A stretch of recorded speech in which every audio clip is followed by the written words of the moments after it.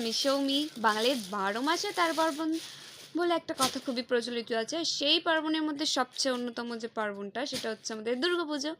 এই দুর্গাপুজোতে সবাইকে তো কিছু না কিছু গিফট দিতেই হয়। তো আমার বাড়িতে প্রচুর ছোট ছোট মেম্বার আছে, তো তাদের জন্য কিছু শপিং করেছি।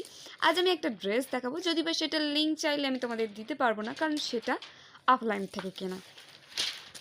এই ড্রেসটা দেখো, একটা বাচ্চা মেয়ে, বাচ্চা বলতে কত বয়স হবে, খুব বেশি হলে 5-6 বছরের বাচ্চা। সেই ড্রেসটা অফলাইন থেকে চুজ করে কিনেছি। দেখো রেডের ওপরে, এবং আমি না বাচ্চাদেরকে রেডের উপরে পরাতে আমার পছন্দ হয়। রেড, পিঙ্ক, আমার মনে হয় বাচ্চাদের এইগুলো পরালে বাচ্চাদেরকে অত্যন্ত কিউট লাগে। তো এর কাপড়টা একবার দেখে নাও।